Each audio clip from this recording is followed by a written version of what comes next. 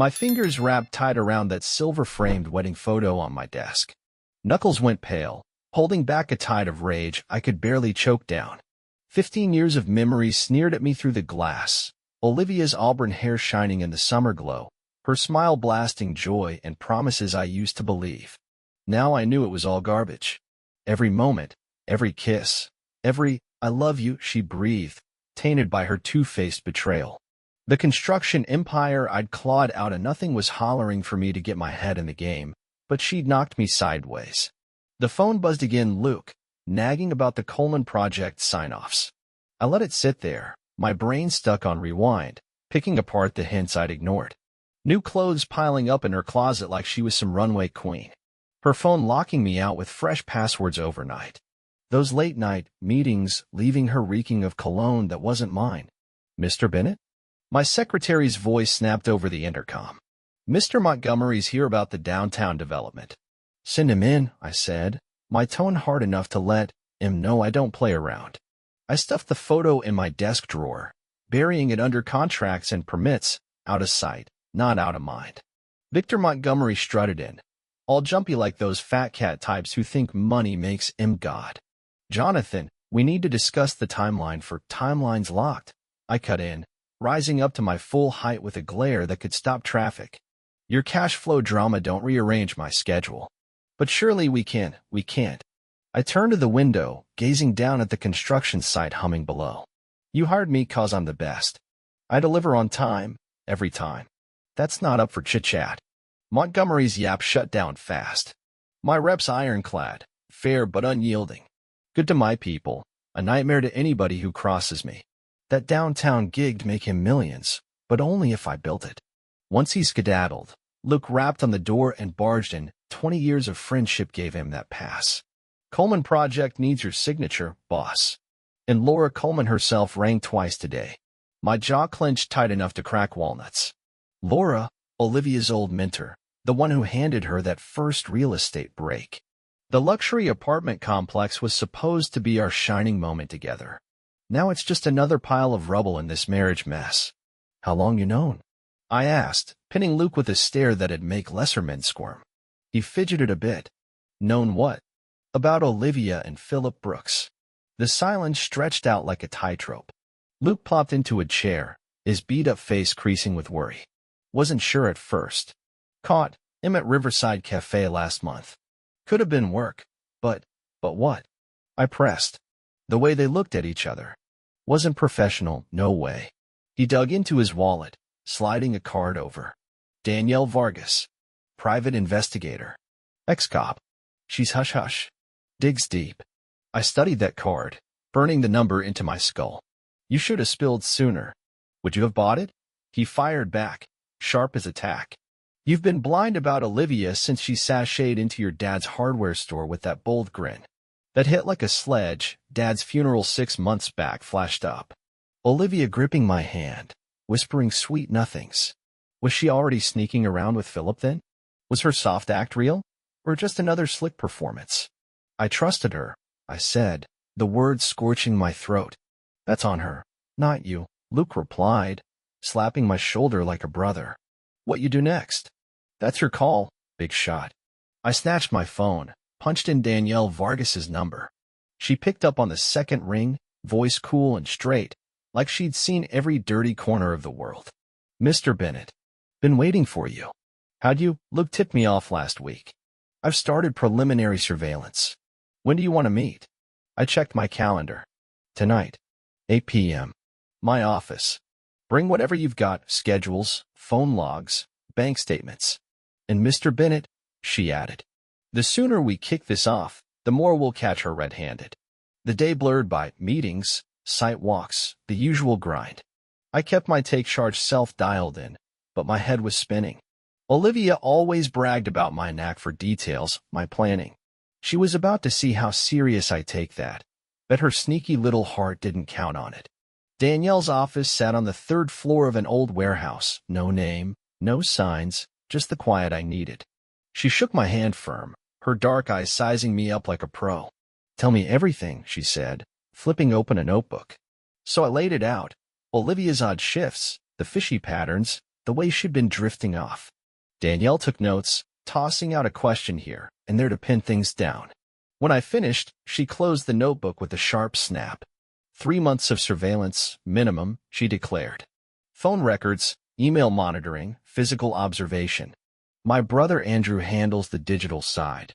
Former NSA, knows how to access stuff legally most can't touch. Money's not an issue, I told her flat out. She nodded, not fazed a bit. Guess she saw that coming.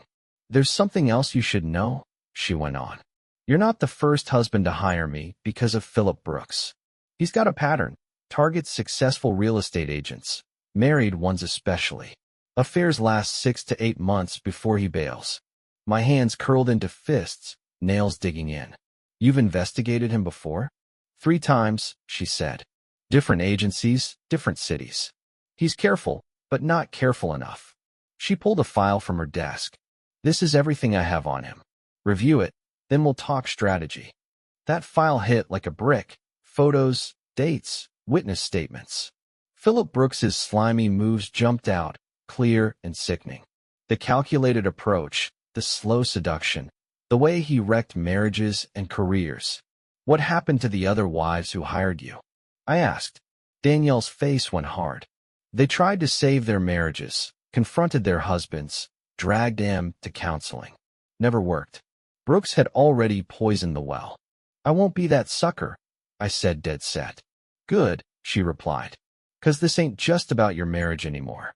From some early digging, I suspect Olivia and Brooks are cooking deals behind their firm's back, splitting commissions, twisting listings.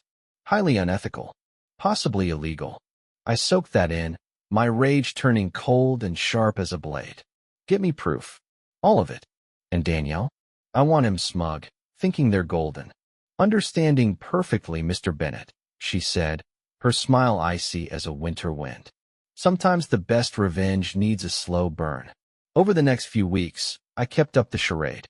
Hit business events with Olivia, played the loving husband like it was Oscar season. If she sniffed anything off, she didn't show it. Her own bold, sneaky game had her too distracted to see mine. The evidence stacked up steady. Danielle's photos caught em at cozy lunches, sneaky kisses in parking lots, secret hotel rendezvous. Andrew Vargas nabbed texts that laid their betrayal bare. Personal and professional, no doubt about it. They're getting sloppy, Danielle reported at one of our weekly meets. Confident they won't get caught. Brooks booked him a room at the Grand next week, same joint as last month. I flipped through the latest pics. One showed Olivia and Philip strolling through Madison Park, where I proposed 15 years ago. That was the final kick in the teeth. It's go time, I decided. Reach out to Brooks' wife. Helen Brooks turned out to be a powerhouse. The corporate lawyer took one look at Danielle's evidence and saw not just a cheating jerk, but a goldmine for payback. Philip's done this before, she confirmed, her manicured nails drumming her desk like a battle beat. But this time, he picked the wrong folks to stab in the back. The commission splitting alone, I can bury his career with that. I sketched out my plan. Helen's eyes sparked with a hunter's gleam. La Maison Rouge, she mused. Their regular spot, per your investigator. Yup, that'll work, I said. Nathan Abbott owes me a solid. He'll set the stage. The pieces snapped into place, tight and deadly. Laura Coleman, once she caught wind of Olivia's double cross, threw in her full weight. That luxury apartment contract, Olivia and Philip's golden goose, was about to turn into their noose. I had the locks changed on a Tuesday. Tony, the locksmith, worked quick, tossing an extra deadbolt on at my say-so. Packed suitcases waited upstairs, designer bags crammed with everything Olivia'd splurged on since this mess started. Fitting, I thought. Let her drag off the scraps of her lies. The stage was set, players lined up. Just one act left. When Olivia'd realized her raging, crafty little world was about to crash hard. I prowled my home office, checking every piece of the plan with a cool head. Those suitcases upstairs held more than clothes. Evidence of every secret meeting, every betrayal Olivia'd pulled these past months. Danielle's surveillance shots, hotel receipts, intercepted texts, all sorted and tagged neat as a pin. My phone buzzed. Andrew Vargas. Email accounts secured. All communication channels monitored. They won't delete squat. I let out a dark chuckle. Andrew's tech wizardry had been clutch, showing a deceit pattern way past just the affair. Olivia and Philip's shady commission games and rigged listings would tank their careers as bad as their cheating would tank their marriages. A knock at the door broke my train of thought. Helen Brooks walked in, elegant and cool as ice in her designer suit. The corporate lawyer carried a thick manila envelope. "Divorce papers," she announced, setting him on my desk. "Everything's in order. The prenuptial agreement makes it airtight. She won't get a penny more than she brought into the marriage." I checked the papers, scanning every line. "And Philip?" Helen's glossy lips twisted into a predatory smirk. "Oh, I have special plans for my dear husband.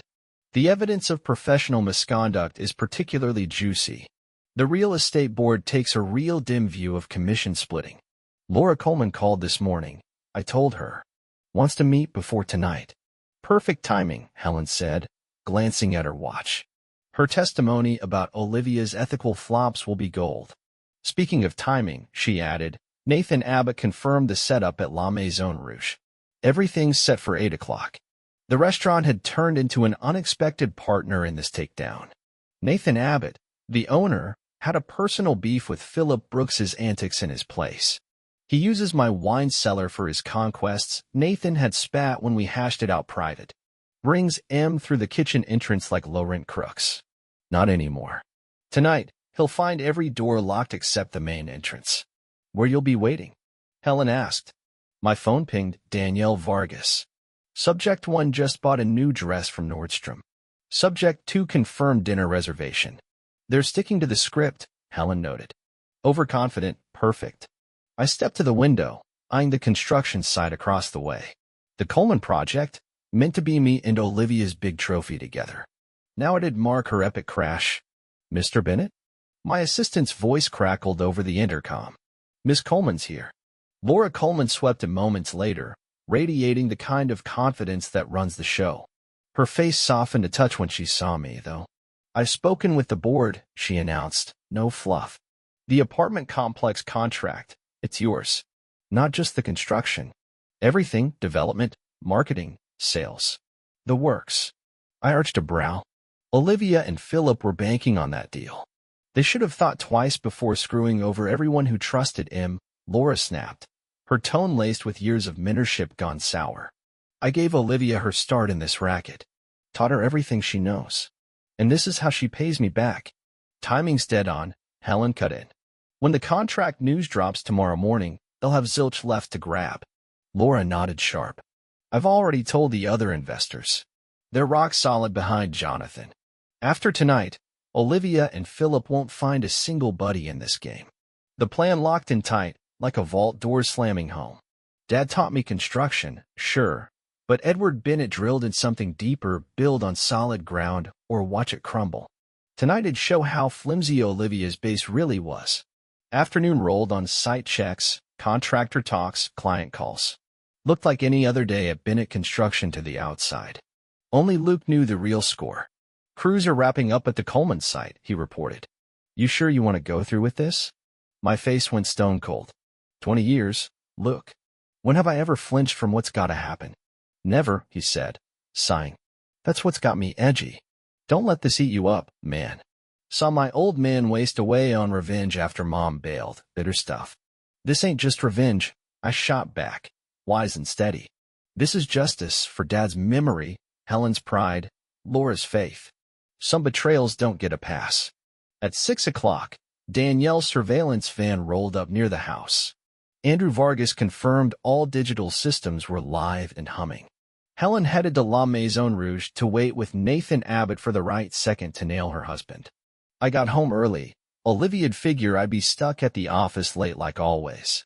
The house didn't feel like home no more, just a stage for the final curtain on our marriage. I moved through it with purpose, double-checking every detail. Suitcases by the bedroom door. Divorce papers ready on my desk. Evidence of Olivia's bold, sneaky mess, personal and work, stuffed in a leather portfolio in my briefcase. Nothing missed, no loose threads.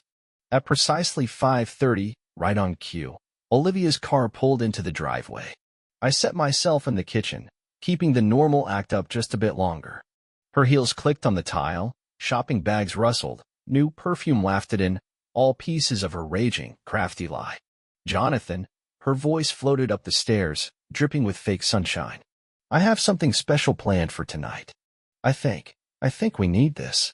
I came down slow, savoring the last ticks before her world blew sky high. Guess she didn't see this freight train coming, huh? Olivia stood at the bottom of the stairs, decked out in a black dress I'd never laid eyes on before. Her smile wobbled when she caught the look on my face. Guess I wasn't hiding the storm brewing inside. Going somewhere? I asked, nodding at her getup, watching her squirm like a kid caught sneaking cookies. I thought we could have dinner at La Maison Rouge, she said, trying to claw back that bold, confident tone she loved to flaunt. Remember our anniversary dinner there? Oh, I remembered all right, more than she figured. Nathan Abbott's security footage had her slipping into the wine cellar that night, popping out 20 minutes after Philip Brooks. Our special anniversary dinner? Just another chance for her to stab me in the back. Sounds perfect, I said, keeping my voice even, watching her shoulders loosen up. But first, you gotta see something upstairs. I led her to the bedroom, her old bedroom now. The closet hung open, empty spots glaring where her stuff used to be. Packed suitcases sat by the door, screaming her two-faced game loud and clear. Jonathan. What? I know about Philip, I cut in, voice low, steady, and sharp enough to slice. The lunches, the hotel meetups, everything. Olivia's face flipped fast, shock, denial, fear racing across it like a bad movie. Jonathan, please, I can explain, save it for Philip's wife. She's waiting for you both at the restaurant. I held up my phone, flashing Helen's text confirming it.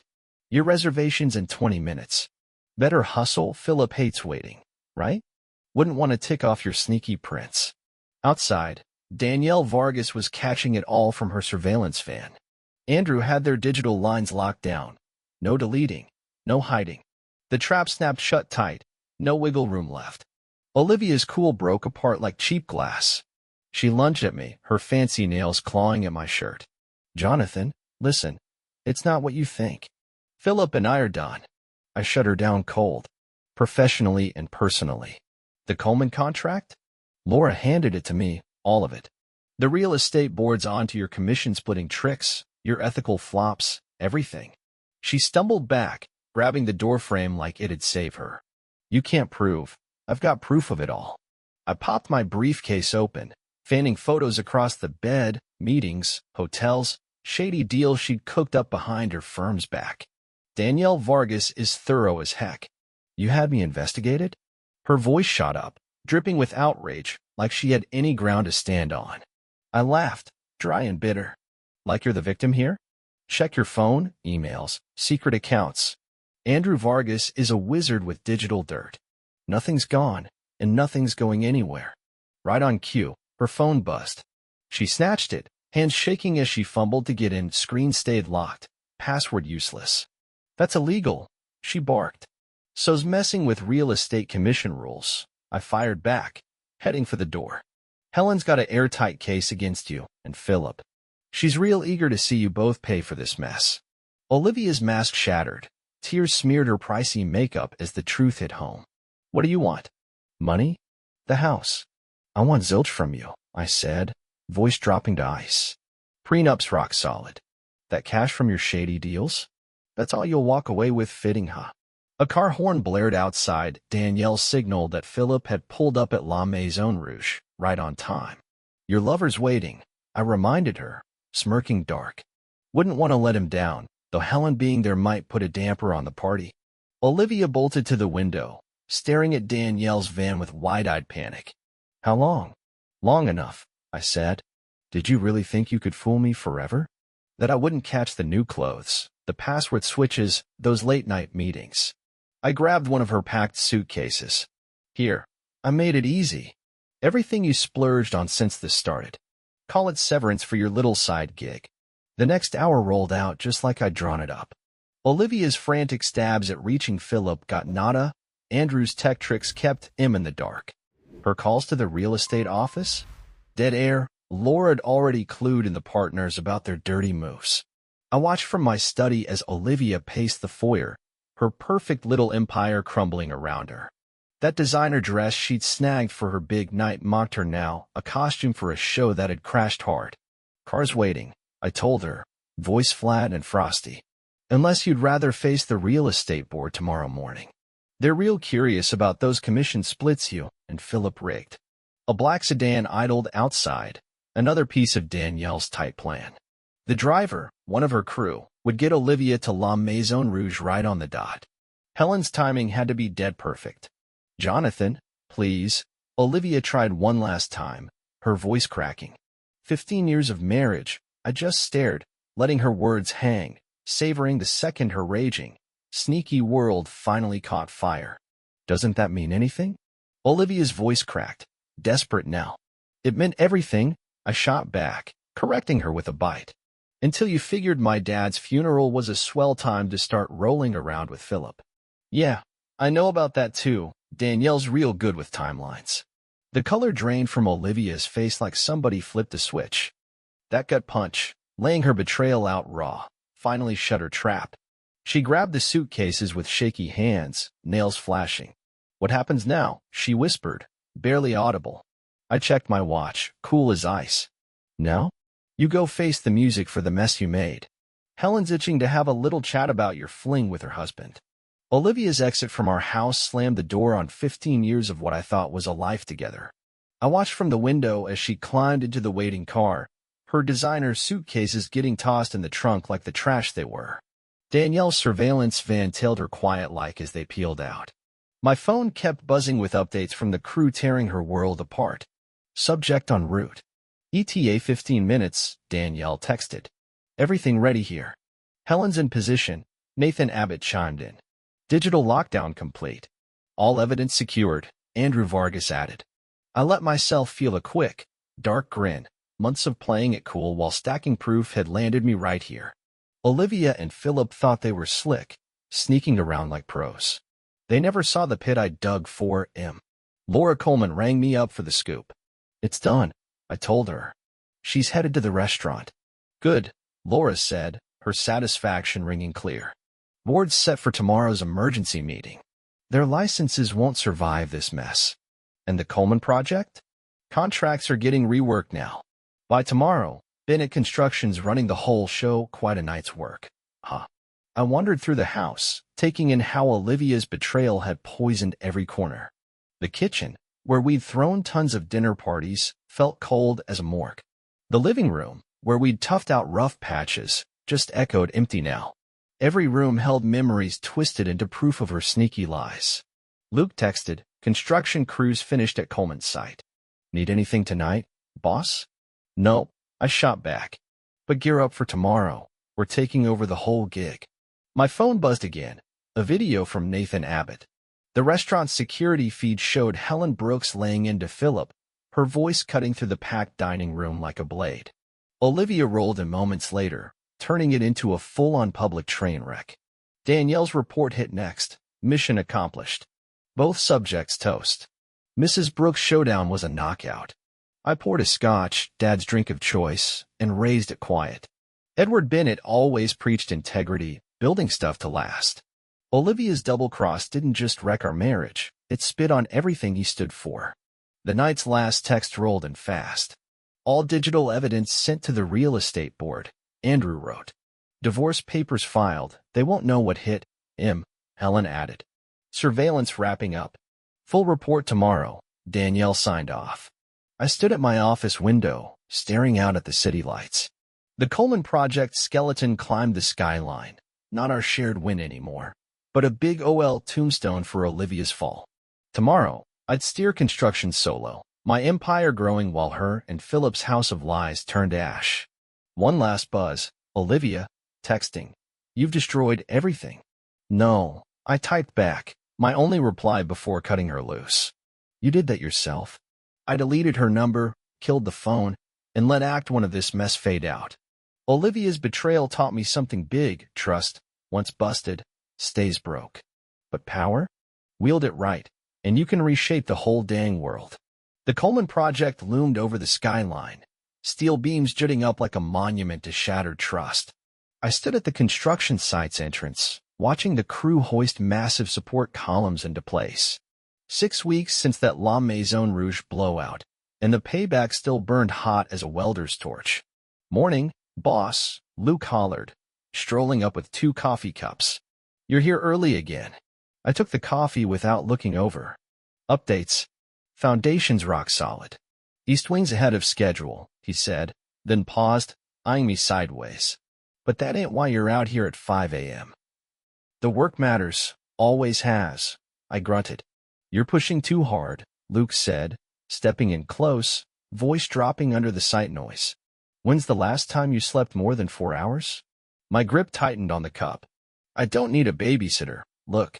"No, you need a pal who'll call it straight," he pushed, not backing off an inch. "Here before dawn. Gone after dark, the crew's talking." "Let him yap," I said, shrugging. "They're worried about you." "Heck, I'm worried," Luke pressed, turning to face me square. "Olivia's out of the picture. You won. But you're acting like what?" I cut in, voice sharp enough to slice steel. Like a guy still swinging in a fight that's already done. Before I could snap back, Laura Coleman's Mercedes rolled up. She stepped out in a slick-tailored suit, owning the chaos of the site like she was born to it. "Jonathan," she said, striding over with purpose. "We need to talk penthouse specs. And I've brought someone you should meet." Another woman climbed out, tall, polished, radiating a quiet cool. Laura waved her up. "Natalie Carter. The designer I told you about." Laura's smile had a real warmth to it, not just her usual polish. "She's transformed half the luxury spots in this city," she said, nodding at Natalie. "I reckon you'll find her ideas intriguing." I sized Natalie up with the eye I've honed over years in this game. Laura had sent me her portfolio earlier, sharp, creative stuff that showed real vision. But it was the way she stared right back, not blinking under my glare, that hooked me. "Mr. Bennett," Natalie said, sticking out her hand. "I've checked out your work. You get structure, not just buildings, but spaces that shape folks' lives. I'd like to pitch how we could kick that up a notch." "My office," I decided. 2 hours. She gave a crisp nod. "I'll bring the renderings." As Natalie headed back to the Mercedes, Laura hung back. "She's the best in the biz," she said, then flicked a knowing look my way. "And she's nothing like Olivia." My face went stiff. "Olivia's old news." "Is she?" Laura's tone softened, a little too gentle for my liking. "'Cause you're out here at dawn, running yourself and your crew ragged. That ain't the Jonathan Bennett who built this outfit."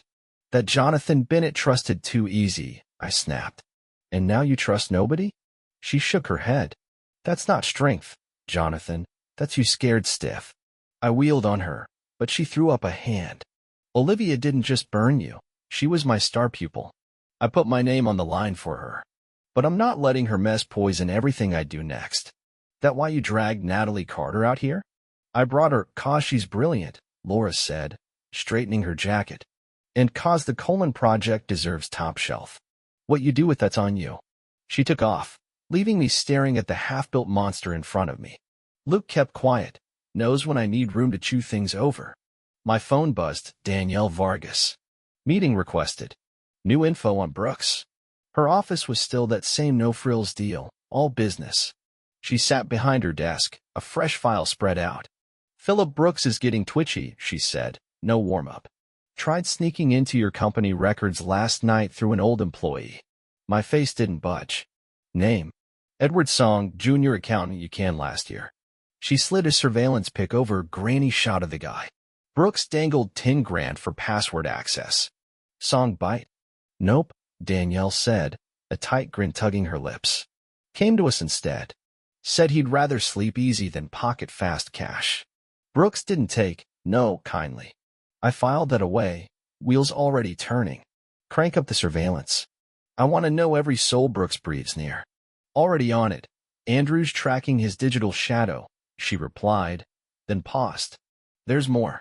Olivia's been making calls." "To who?" "Your dad's old crowd, customers, suppliers, anybody tied to Bennett Construction's early days," Danielle said, her voice dipping softer. She's hunting leverage. I let out a dry, humorless laugh. She won't find squat. Dad ran a tight ship clean as they come. It's not about real dirt, Danielle said, leaning in. It's about stirring doubt, planting little seeds of trouble. Brooks is schooling her in his slimy playbook. Then they'll both learn what happens when you poke at what my old man built, I said, standing tall. Keep eyes on him. Record every move. Jonathan, she said, using my first name, made me stop short. Be careful. Cornered rats get wild. I walked out without a word, already plotting. The Coleman project was going to be my big swing, not just a building, but a loud get lost to anybody who crossed me. Every floor, every fancy apartment would scream what happens when you mess with Jonathan Bennett. Back at the site, Natalie Carter was waiting in the conference room, her design swallowing the table, slick renderings, material samples, the works. The penthouses need statement pieces, she said, pointing to a bold sketch that popped. Not just luxury innovation. Something to wipe out what came before. I studied the plans, clocking the detail, the way she blended style and purpose. These hike the budget 30%, but triple the payoff, I said. She met my eyes, steady as a rock. Laura says you see value past the dollars. Laura talks too dang much, I grumbled. Laura knows talent, Natalie countered, voice calm but sure. Like she knew you'd get what these could do for the Coleman project's rep. I picked up a chunk of Italian marble, its wild veining catching the light. Why this job? 'Cause it matters, she said, stepping closer, tapping the design highlights. This ain't just another high-end stack. It's about rising up, turning Betrayal into something unreal. I shot her a look, sharp and quick. She didn't blink. Yeah, I know about Olivia. Word travels fast in this game, she said, keeping it pro. But that's not why I'm here. I'm here 'cause you build stuff that sticks around, Mr. Bennett. I want to make them unforgettable, Natalie said, and our discussion stretched way past the time I'd set, diving deep into technical specifications and design philosophies. Her expertise impressed me. She got not just the look of things, but the engineering guts behind him. I'll consider the proposals, I said finally, leaning back. She gathered her materials efficiently, all business. Consider this. The Coleman project will be your defining statement. Make it one worth remembering. After she left, Danielle hit me with an update. Brooks spotted meeting with former Coleman project contractors, attempting to gather information about construction standards. A familiar cold rage settled over me. Brooks wasn't just poking at my business, he was clawing at my father's legacy. The response would need to be decisive, no messing around. I opened my laptop, pulling up the files Andrew Vargas had compiled, each document, each transaction, each communication between Olivia and Brooks, meticulously recorded. Their desperation was making him sloppy, and that was my opening. I picked up my phone, dialing Laura Coleman. The design changes, I said when she answered. Approve them all. Natalie Carter convinced you? Laura's smile carried through her voice. She understands what this project means. Yes, she does, I agreed. Laura paused. Jonathan. Let her help, not just with designs. She's built something remarkable from her own setbacks. I don't need. You need allies who understand the long game. Laura interrupted, sharp but steady. Natalie does. Don't let Olivia and Brooks' betrayal blind you to new opportunities. I ended the call, turning to watch the construction through my office window. The Coleman project rose steadily, each beam and girder a piece of my calculated response to their backstabbing. My phone buzzed, Luke, requesting approval for additional crews to handle the enhanced designs. I authorized the expenses without hesitation. This project would become my masterpiece of revenge, a monument to what happens when you cross Jonathan Bennett. Bet Olivia didn't see that coming, the sneaky little wildfire. The sun climbed higher, but I stayed at my desk, reviewing proposals and making calls. The work consumed me, pushing away thoughts of empty houses and broken trust. Here, surrounded by plans and contracts, I could focus on what mattered, building something stronger than Olivia's bold-faced lies ever were. Natalie Carter's proposal transformed the Bennett construction offices within weeks. The sleek conference room buzzed with energy as she presented her vision for a merged company to my executive team. The market demands innovation, she explained, commanding attention without effort. Bennett and Carter Developments won't just build luxury properties. We'll create complete lifestyle experiences. I observed from the head of the table, noting how my team leaned forward, hooked by her confidence and clarity. The numbers backed her up. Her design firm's portfolio showed consistent growth and a prestigious client list. Questions? Natalie concluded, meeting each executive's gaze. Kevin Young, my head of operations, raised his hand. Integration timeline? 30 days, she replied, no hesitation in her voice. My team's ready. We've already coordinated with Laura Coleman's investors. Ambitious, Kevin noted. Necessary, I cut in, firm. The Coleman project launches our new brand. Timing matters. The meeting continued, diving into technical details and logistics. Throughout the discussion, I noticed Natalie's subtle leadership style, direct without aggression, confident without arrogance. A far cry from Olivia's manipulative charm, all sly grins and hidden knives. One more thing, Natalie announced as the meeting wrapped up. I've identified several top agents from competing firms who are interested in joining us, including 3 from Olivia's former office. My interest sharpened, eyes narrowing. Names: Emily Song, Andrew Mendez, and Edward Keller, she said, sliding a folder across the table. They're tired of office politics and ready for something new. Their client list would significantly expand our reach. The implications hung in the air. Recruiting Olivia's old crew would be a precise strike at her crumbling little empire. After the others cleared out, Natalie stayed behind. You're planning something bigger than just a merger, she said, voice steady. Meaning? The agents I suggested, they're not just good at their jobs. They're specifically the ones Olivia relied on most. She met my gaze directly. I did my research. I studied her, reassessing. Why help me with this?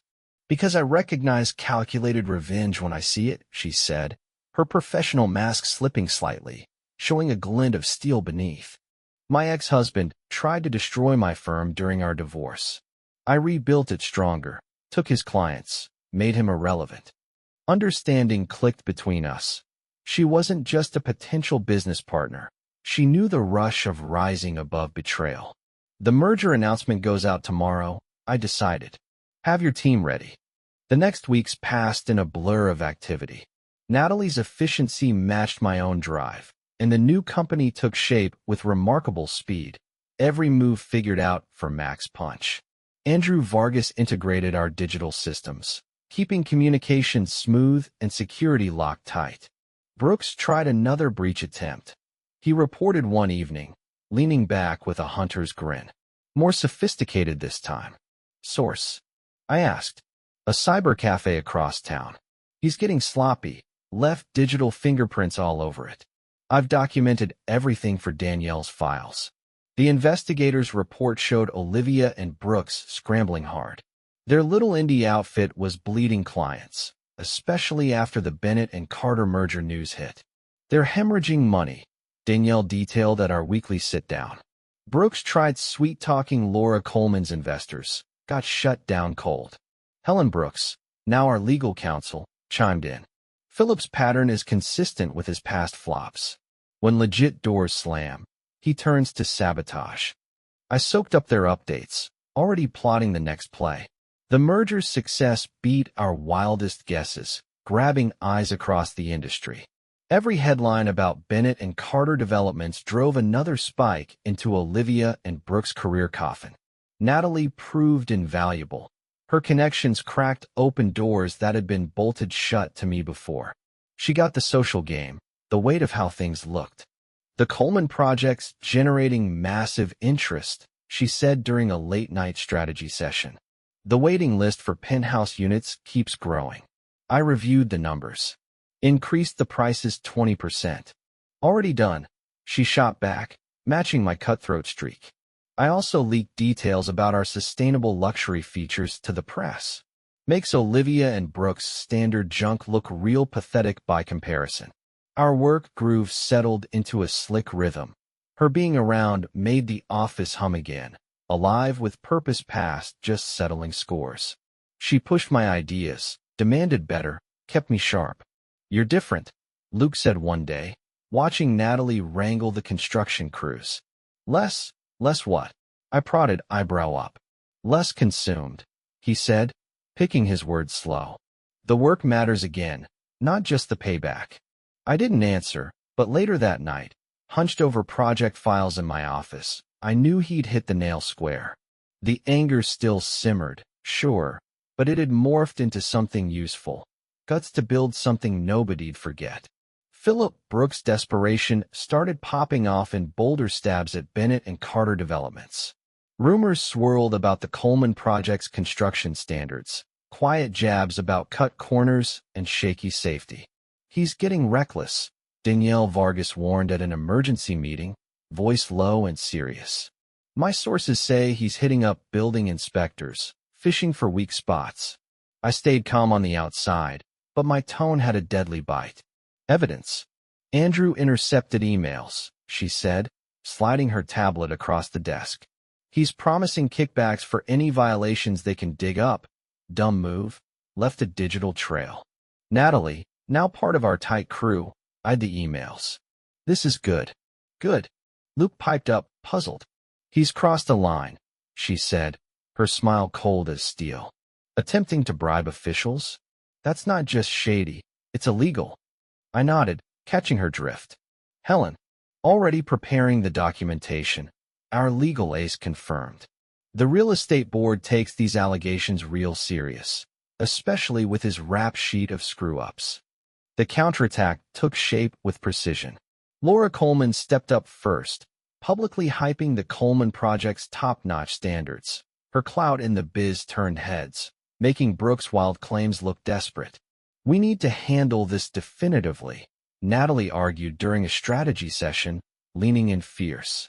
Not just defend, destroy. I looked at her, respect ticking up a notch. Suggestions? Nathan Abbott's security footage, she said, eyes blazing. Not just from the night we nailed him, all of it. Show Brooks' pattern with other women at La Maison Rouge. Make everything he says sound like hot air. The plan grew, pulling in pieces from our crew. Andrew Vargas tracked Brooks' digital harassment campaign. Helen piled up proof of his old ethical flops. Danielle's surveillance showed him unraveling, daytime drinking, while Olivia tried holding their clients solo, losing him fast. I watched their professional reps crash with a chill satisfaction. Guess they didn't figure I'd hit back this hard, huh? The Coleman Project rose steadily, each floor a monument to my answer to betrayal. Brooks' desperate accusations flopped hard against the reality of Bennett and Carter's success. There's more, Natalie announced one evening, strolling into my office with fresh dirt. Remember those agents we nabbed from Olivia's old firm? They've been spilling. Brooks' game of twisting folks at work goes back years. That info hit like a sledgehammer. Old coworkers stepped up, laying out Brooks' slimy habits, Olivia right in the thick of it, just as guilty with her bold, sneaky schemes. The industry didn't mess around. Clients ditched their shaky little agency like rats off a sinking ship. The luxury real estate world, all about trust and rep, locked him out tight. They're finished, Laura Coleman declared, satisfaction dripping from her voice. No one will touch him now. But I wasn't dumb enough to sleep on desperate folks, knew they'd claw back somehow. Brooks' next swing was nasty but predictable. He tried cracking Bennett and Carter's financial records through Edward Song, that junior accountant I'd fired last year. Danielle pegged him quick. Brooks offered him cash for password access, she said. My response was instant and brutal. Helen Brooks slapped Song with a cease and desist letter, backed by proof we caught his meet with Brooks on tape. Message was clear. Mess with us, and you're toast. Brooks is running out of moves, Natalie noted, flipping through the latest reports. Burning their savings, losing clients every day. Olivia's trying to peel away from him, but it's way too late. That sparked a light bulb. I rounded up the crew, Natalie, Danielle, Andrew, Helen, and Laura, for a strategy powwow. We've been hitting him as a pair, I started. Time to split him up. Natalie caught it first. Drive a wedge, make Olivia see Brooks is sinking her. Exactly, I said, my smile pure ice. Let's show her who she picked over 15 years with me. The plan rolled out smooth and vicious. Evidence of Brooks' old flings popped up out of nowhere. His trick of using women for gain going public. Olivia didn't just crash professionally, she got humiliated for all to see. Their tiny agency's collapse looked like a done deal. Brooks's wild grabs to save his skin just sped up the fall. Bennett and Carter's rise made it sting extra bad for him. I watched it all from my office at the Coleman site. The betrayal that kicked this off had morphed into something bigger, a total redo of my company and me. Natalie joined me one evening, checking out the construction progress. "We've created something remarkable here," she said. "We have," I agreed, noticing how easy she fit next to me, her grit and vision meshing with mine like it was meant to be. The sun dipped behind the Coleman project's growing frame, but my revenge wasn't done yet. Act 2 had turned my hurt into power, my betrayal into an empire. The final reckoning was still coming, though. Bennett and Carter developments dominated the city's luxury real estate market, a testament to revenge served ice-cold and smart. I sat in my office, going over Andrew Vargas's latest rundown on Brooks's flailing moves. "He's getting sloppy," Andrew said, pointing to the data. "Accessing our servers through compromised accounts, leaving digital fingerprints, amateur stuff." My face stayed stone. "Show me." He pulled up a network trace on his laptop. 3 attempts last week to breach our project files, different spots, same sloppy signature. Brooks is using public networks, thinking it hides him. And Olivia? Still with him, but it's cracking, lost 6 major listings this month alone. Their cash is nearly gone. Natalie Carter walked in without knocking, she'd earned that, and plopped down, tablet ready. The real estate board called. "They want to talk Brooks' license review." "Send him everything," I told Andrew, voice flat and deadly. "All of it. Even the La Maison Rouge footage?" he asked, eyebrow up. "Especially that," I said, no doubt in me. "Time to finish this." Natalie leaned in. "I've compiled documentation of his pattern across 3 states, previous affairs, failed ventures, ethical violations. Danielle's investigation was thorough. Helen's got the legal framework locked." She kept going. "The board won't just suspend his license, they'll make an example out of him." I took it in, wheels spinning on what's next. "Their clients." "Already bailing," Natalie said, her smile pure satisfaction. "That feature in luxury living about our sustainable design approach?" "Hit them hard," Natalie said. "Nobody wants to list with a struggling agency when Bennett and Carter offers innovation." The intercom buzzed. "Mr. Bennett? Laura Coleman's here." Laura swept in, radiating controlled anger. "Brooks approached my investors again, tried selling them on some desperate scheme about boutique properties." "Names?" I demanded, voice sharp. "Kevin Song and Patrick Phillips," she said, disgust plain on her face.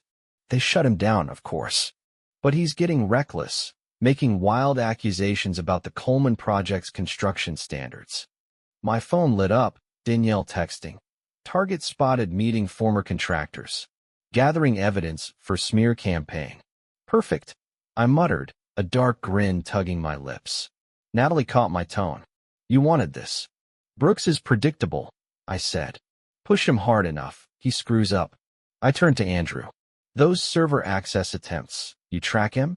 IP addresses, timestamps, duration." His grin went feral. "Corporate espionage charges would stick. Sent everything to Helen. She'll know how to use it." The pieces lined up with brutal precision.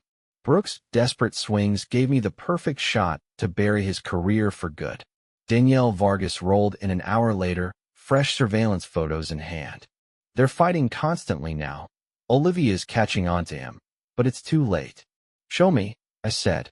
The pics showed Brooks falling apart, rumpled clothes, day drinking in dive bars, getting in ex-colleagues' faces. Olivia popped up in a few, trying to save client meets solo while he spiraled. "She's hitting up old contacts," Danielle reported, trying to distance herself from him. But his reps poisoned her too. I zeroed in on one shot. Olivia leaving a bank, desperation written all over her. "Financial status?" "Nearly broke," Danielle said, checking her notes. "Brooks is burning through their reserves, making risky investments to claw back. Olivia's name's on those accounts. When they tank, she's going down too." A flicker of satisfaction crossed my face. "Good." Natalie studied me. You planned this from the start, letting them stay together, watching them tear each other apart.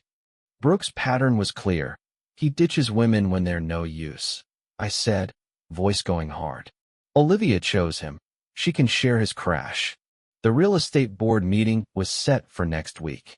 Helen Brooks prepped our case with meticulous detail, financial records, surveillance proof, witness statements, all woven into a killer package. The board's real interested in the commission splitting evidence, she said at our last strategy huddle. That alone could yank their licenses, add the corporate espionage attempts. What about Olivia's license? Natalie asked. Guilty by association, Helen replied, her smile icy. She knowingly played Brooks' games. The board won't go easy. I scanned my crew, Natalie, Andrew, Danielle, Helen, Laura. Each one locked in, fueled by their own reasons, but all aimed at the same target. Tomorrow, I said, voice firm. We end this. The real estate board convened downtown. 12 industry vets ready to drop the hammer. Brooks showed up looking cocky, Olivia next to him, strain cracking through her pro mask. Helen laid out our evidence with devastating efficiency, screenshots of illegal server hits, commission-splitting docs, ex-colleagues spilling on Brooks' predatory moves. The La Maison Rouge footage sealed it tight. Mr. Brooks has demonstrated a pattern of ethical violations spanning multiple states. Helen wrapped up, cool, and lethal. His recent attempts to undermine competitors through false accusations and corporate espionage show he's still a threat to industry integrity.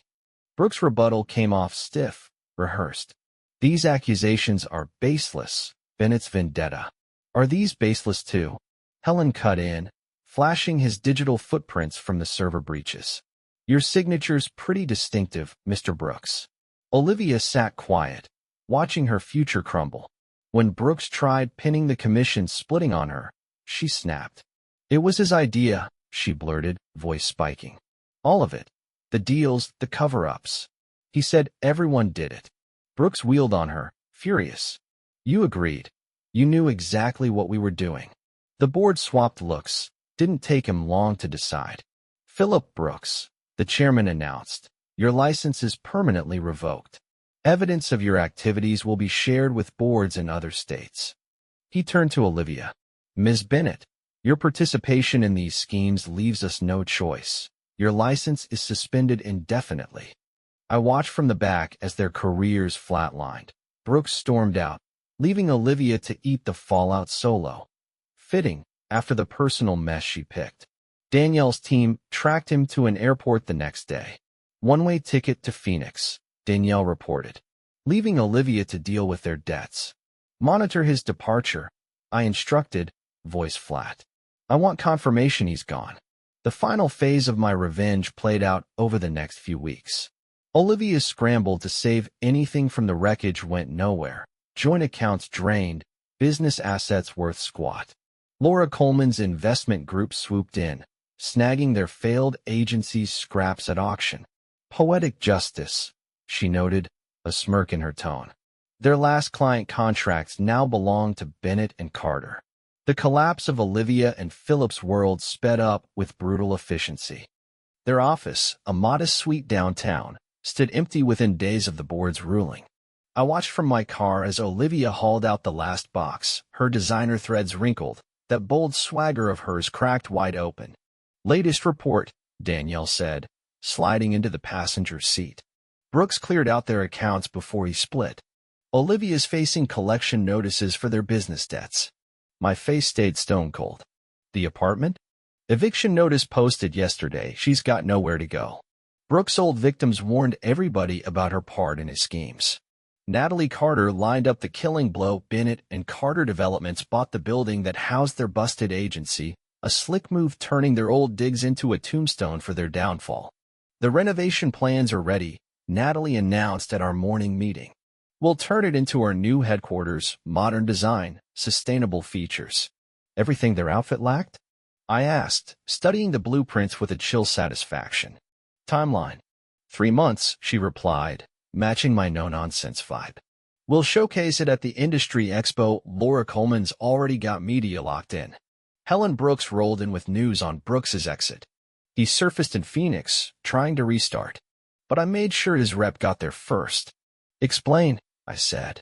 Anonymous tips to local real estate boards, she said, her smile all pro pride. Details about his misconduct pattern, the license revocation, the corporate espionage attempts. He won't work in this game again. Olivia's desperate tries to reach me picked up voicemails, emails, even handwritten letters dropped at my office. Everyone logged, none answered. She's switching tactics, Danielle reported. Hitting up your dad's old buddies, claiming she wants to apologize for trashing his memory. Send the footage, I ordered. Danielle's tablet played the surveillance video from Dad's funeral, Olivia and Brooks cozying up in the church parking lot, their sneaky little fling spitting on my grief. The timestamp proved their affair kicked off before Edward Bennett died. I've arranged a special delivery, Natalie said. The video, plus proof of their commission-splitting schemes from back then, let her know why she's never getting a scrap of forgiveness. The package hit Olivia's new spot, a cheap apartment across town, the same day Brooks's bailout made local business headlines. Timing, like every piece of this revenge, was dead on. Laura Coleman dropped the final cherry on top. Her group bought up the last of Olivia and Philip's business assets at auction, folding their client listed to Bennett and Carter Developments. They built nothing lasting, she observed during the signing. No loyal clients, no solid foundations, just schemes and betrayals. My new headquarters took shape fast. Natalie's design wiped out every trace of its old tenants. The gap between Bennett and Carter's climb and Olivia's nosedive got starker every day. We should celebrate properly, Natalie suggested. Make it a statement. The launch party for the new HQ went down at La Maison Rouge. Nathan Abbott set it up, getting the symbolic weight of the spot. The city's business bigwigs showed, itching to tie in with Bennett and Carter's hot streak. Olivia watched from across the street as guests rolled in. Danielle's team clocked her. She dropped weight, designer gear swapped for discount rack stuff, a sharp contrast to the sharp-dressed crowd. She tried crashing the party, Danielle reported later. Nathan Abbott's security stopped her, crying, kicking up a fuss about needing to explain. I took the news without a twitch. Status update? Moving to her sister's place out of state, evictions final, and Brooks's money dump left her high and dry. The party marked our win. Industry hotshots praised Bennett and Carter's fresh approach. Laura's group unveiled new projects. Natalie's design vision racked up props. I watched it all from a quiet corner, letting the triumph sink in. Guess Olivia didn't figure her bold little game would end up here. Huh? The revenge I'd cooked up went way past just feeling good. It built me an empire. 1 year rolled by since the night I blew the lid off Olivia's betrayal. The Coleman project gleamed against the skyline, its luxury apartments packed full. Bennett and Carter Developments had turned into the gold standard for the industry. My office in that old converted building gave me a front-row seat to my growing turf, each win, each new job scrubbing out more of Olivia's mark on my world. Natalie walked in with our latest acquisition plans. The Montgomery contract's ready, biggest deal yet, she said, then paused. Olivia was spotted at the bus station this morning, leaving town for good. I took it in, face blank. The anger that had fueled me so long had cooled into something smoother, total control over my corner of the game. You've won, Natalie said, plain and simple. Completely. She nailed it. Brooks was a broken mess in Phoenix, every shot at a comeback blocked cold. Olivia had lost it all, career, rep, future. Their betrayal cost him way more than they ever dreamed of grabbing. The Montgomery contract opened new doors, expansion past just sticking it to him. Bennett and Carter's success had blown past what I first pictured. We should mark the occasion, Natalie suggested. Dinner, maybe? Not La Maison Rouge, somewhere new. I studied her. Strong, loyal, ruthless as heck. She'd proved herself a real partner, in business and in this whole payback gig. The new Italian joint by the river, I decided. She smiled.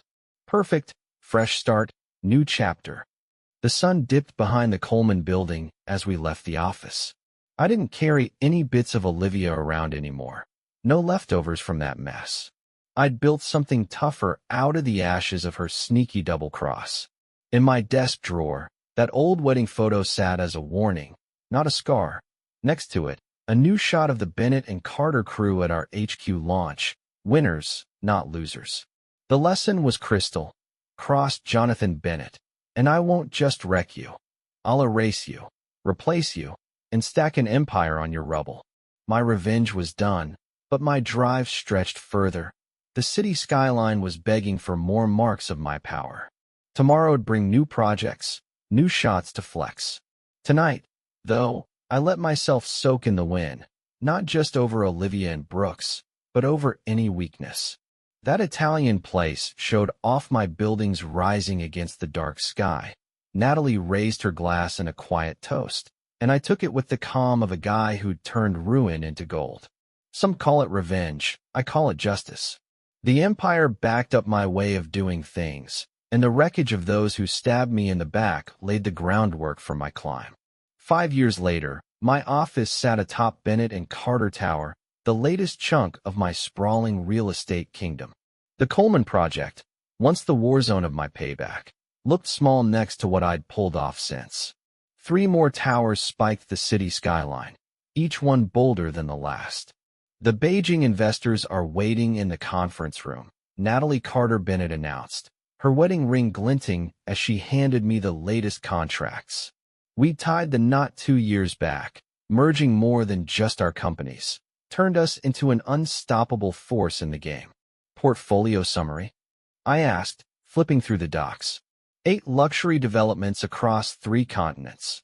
The Asian expansion you mapped out is ahead of schedule, she said, her business smarts only sharper with time. Laura Coleman's investment group is fully committed.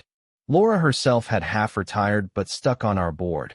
Her old mentorship of Olivia, once a sore spot, now swapped for steering Bennett and Carter's global push.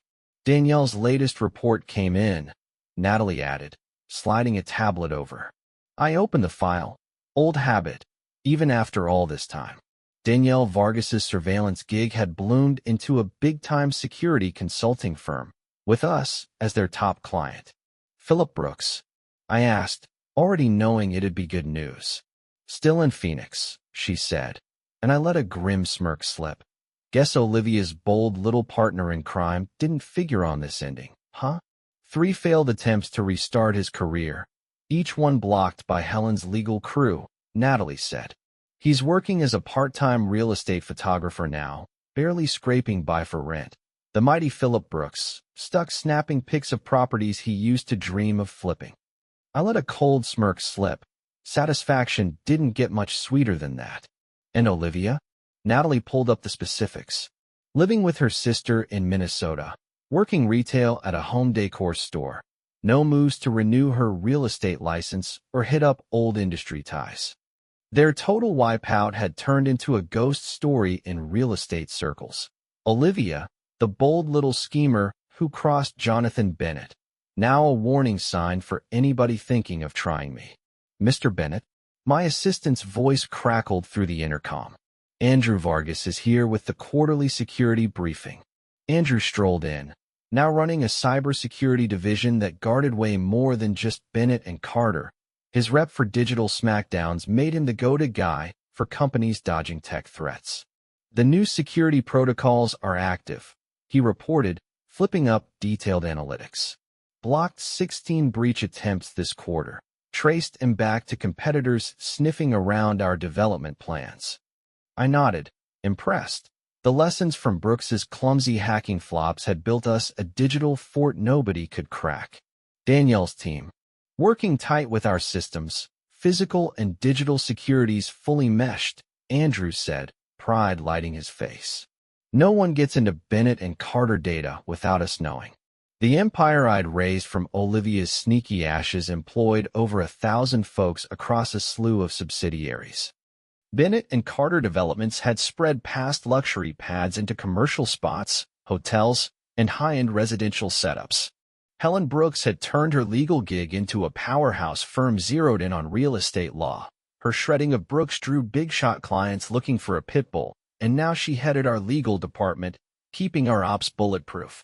The LA expansion plans are ready for review, Natalie noted, pulling up architectural renderings.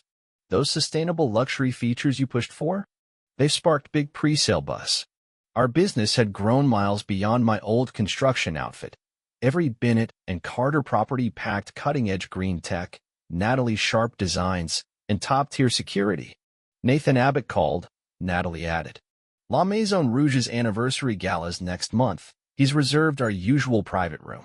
The restaurant had boomed right alongside us. Nathan had stretched to 3 locations, each one proof of his loyalty back when I was tearing Olivia's world down. We kept our business ties strong, though I never ate in that wine cellar where her betrayal went down. Luke barged in without knocking, still the only one besides Natalie with that pass. He climbed to chief operations officer but stayed my closest bud. Construction updates, he announced, spreading site photos across my desk.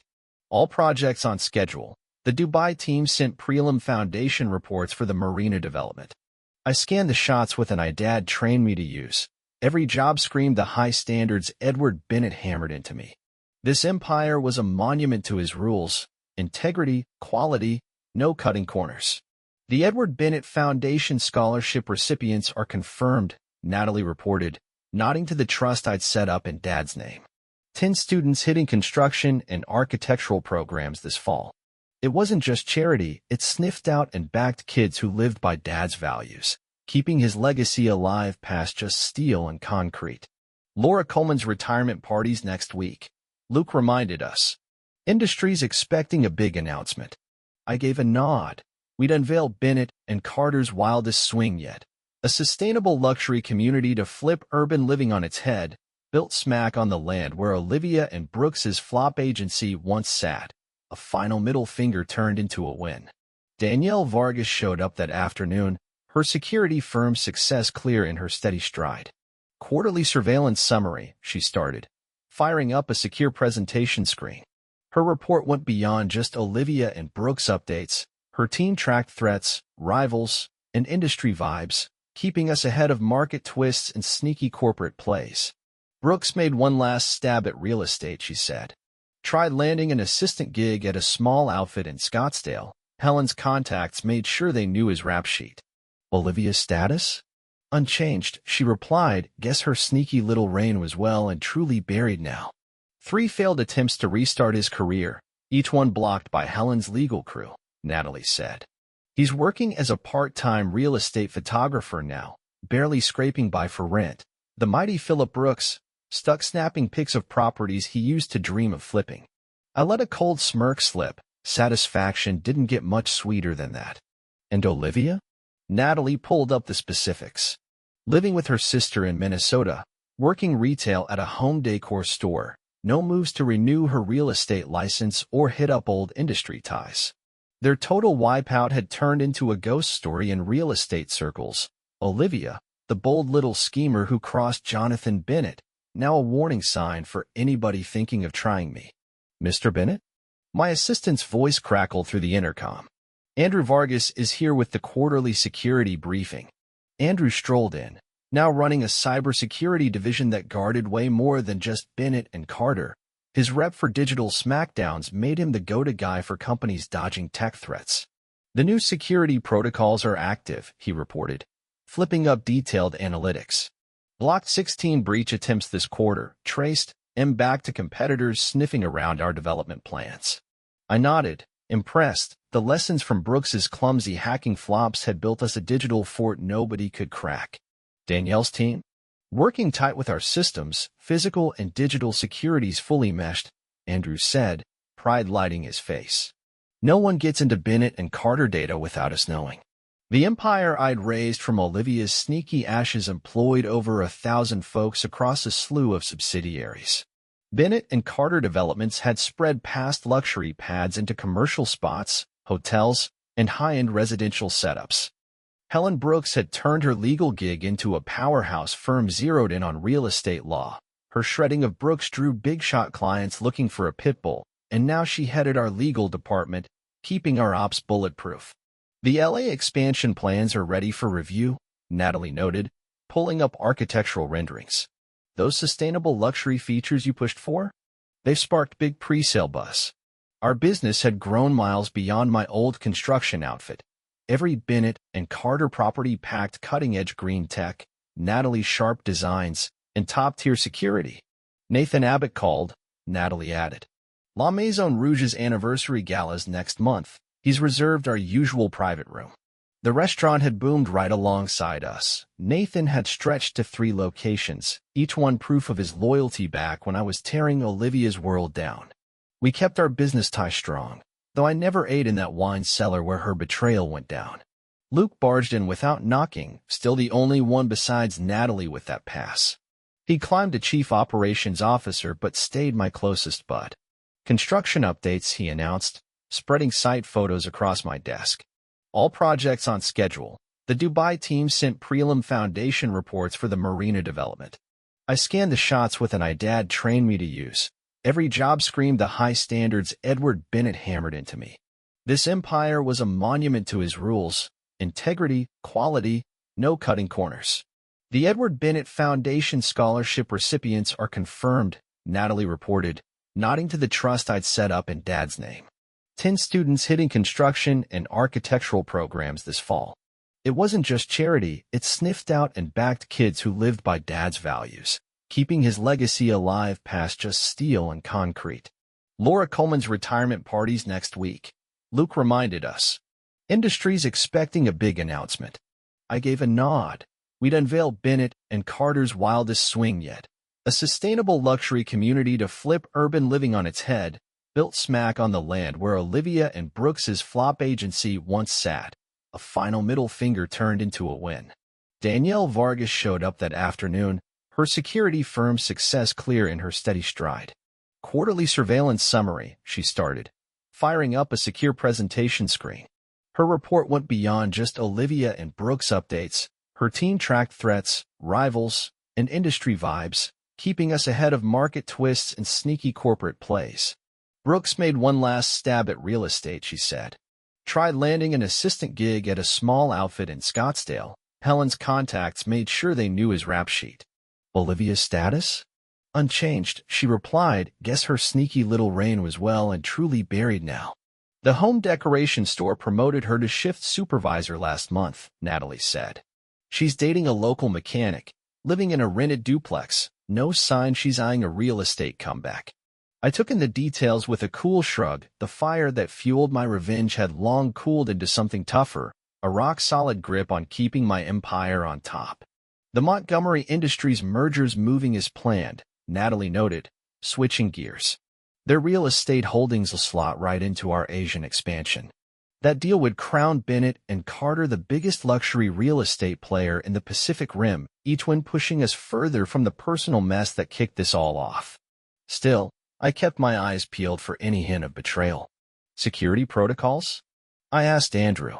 Already rolling our systems into their networks, full integration in 60 days, he said. His crew had a rep for fast, airtight digital sweeps. No weak spots will survive the merger. Afternoon brought a potential client, a Saudi prince looking to build exclusive pads in Dubai. I watched Natalie run the presentation with her usual smooth finesse. Our partnership, personal and business, had turned into a force stronger than any payback I'd ever dreamed up. Your reputation precedes you, Mr. Bennett, the prince said, eyeing me. They say crossing you is unwise. My smile didn't budge an inch. They say a lot, most of it's true. All true, I suspect, he replied, nodding at the renderings. I respect men who guard what's theirs, shows real backbone. The meeting wrapped with signed contracts worth billions. Bennett and Carter's name for top-notch work and ruthless comeback had spread way past our home turf. Evening found me and Natalie in our penthouse, going over plans for the next big thing. Our personal life ran with the same tight teamwork as our business. No betrayal could ever crack our setup. Olivia tried contacting Laura, Natalie mentioned, reading Danielle's latest update. Wanted to apologize, maybe beg for a way back into the industry. Laura's response? None needed, message never got through, she said, satisfaction in her tone. Our systems snagged it automatically. Our digital walls stretched past just company security, anybody from the old days trying to worm back and hit an auto shutdown. Betrayal's lessons were baked right into our empire's bones. The Berlin Development Group confirmed tomorrow's meeting, Natalie noted, Shifting topics. Their sustainable luxury pitch fits our expansion goals. I nodded, staring out at the city lights, each glowing tower another notch in the win column, another step past the revenge that started it all.